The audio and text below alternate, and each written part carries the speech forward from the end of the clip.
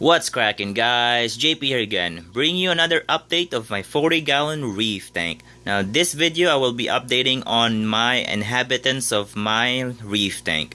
Alrighty, so let's start with the corals. So the first thing is, as you can see, my green torch right here is pretty darn crazy and going nuts.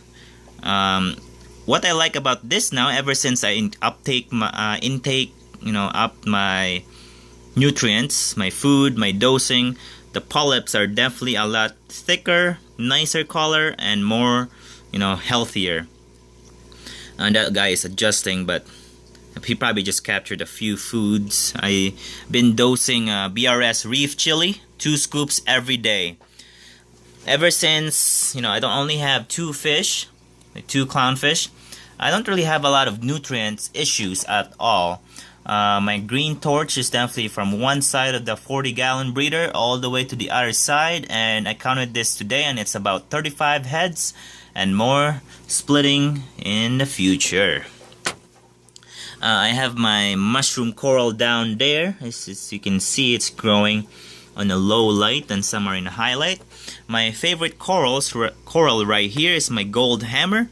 It's doing a lot better than my 20-gallon. I think it's just more stability, more nutrients, and better, space. And the coloration is definitely coming back. It's more intense than before, just almost like when I bought it, the first time I bought it. But it's definitely getting slowly growing. Just regular wall hammer are slow growers. But as long as you keep them alive, that's good. We'll move on to my green hammer here. It's doing pretty well. It is spreading like crazy. One thing anomaly on this coral right here. See that little circle right there, that bubble that's on the head. It's kind of weird. I have been noticing that for the past month. I have not really popped it. I did not do anything on it because I'm afraid that I might kill the head. But if anybody knows what that is, just leave a comment below. I do notice that at night it does deflate, and then at morning and when the lights are on, it does inflate into this giant bubble. It's kind of like a bubble hammer hybrid. I'm not sure what's going on with that guy. It's looking pretty healthy though, at least that's good. My Zoas are doing pretty well. It is spreading. As you can see, there's one little tiny baby polyp right there. My green Digi has doubled its size since my last update. That's pretty crazy. As you can see, there's the white growth tips. A lot of them growing everywhere. My Sunset Monti right there, it's doing pretty well. I have my bicolor Frogspawn is doing pretty well. It is on the back there.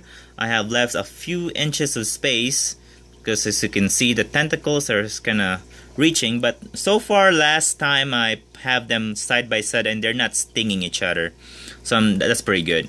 I still have a few residue of my red cap on the sides there. I have my big leftover red cap right here, so it's pretty good.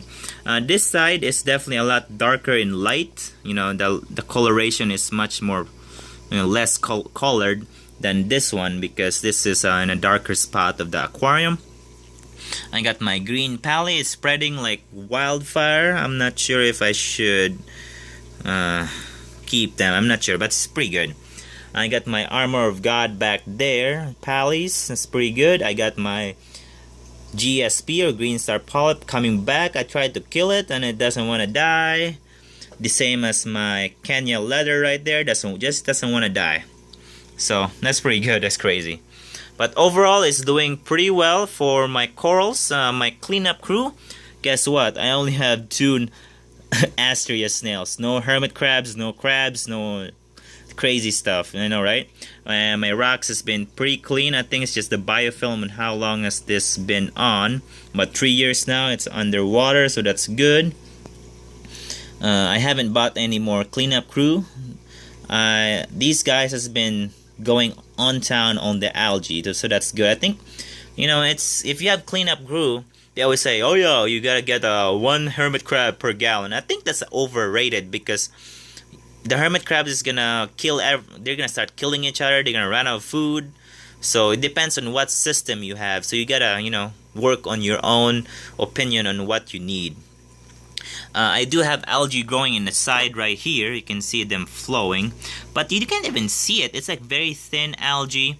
The Astrea snail is gonna start mowing on that. They already mowed my whole glass. That's a 40-gallon breeder for only 2 snails, and the front 2 and the side.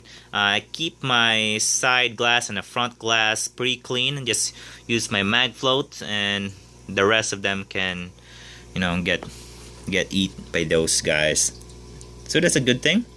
My clownfish is definitely doing pretty well. They're getting fat. I have been feeding them more to increase my nutrients for my corals.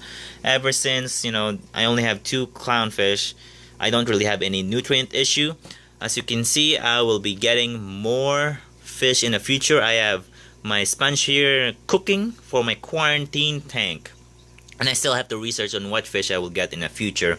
But we'll get down here what parameters I am keeping these guys. So let's start a little bit way back. Okay, so this is on January 28th. I start dosing 5 ml of fuel and start increasing it, 8 ml, 10 ml, then today is 15 ml. Ever since I start dosing it slow to up, I have not noticed any dioptome bloom, no algae outbreak, no problems. So that's good. Since I only have 2 fish, then the corals need amino acids, so that's good. If you have a lot of fish, definitely be more conservative. And I have been dosing reef chili, 2 scoops of that every day now. 2 scoops every day.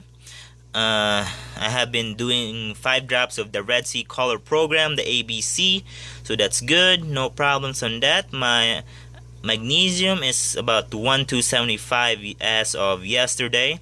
I can up that by, I think, 15 more. It's probably more than that, but it's pretty good. My pH has been consistently at 8. There's no, I don't know, it's just, no, I don't want to chase, you don't want to chase pH. My alkalinity is about 7.9, 7.6 to 8.0, so I've been increasing my dosage. I've been doing now 13 minutes, that means 1.1 times 13, it's about maybe 15 ml or so. That's not too bad. I think that's basically it.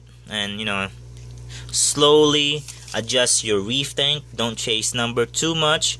I still am running 0 ppm of nitrates. That's why I was able to lay away, have more food, more amino acid. I might get more fish in the future, so I might have to cut down a little bit on that. But yeah, the corals are definitely liking the increased feeding, the increased nutrients for them to uptake to a certain extent, so that's a good thing. But yeah, these guys are always in town eating everything. But yeah, I hope you like my update, guys, and happy reef keeping. Adios.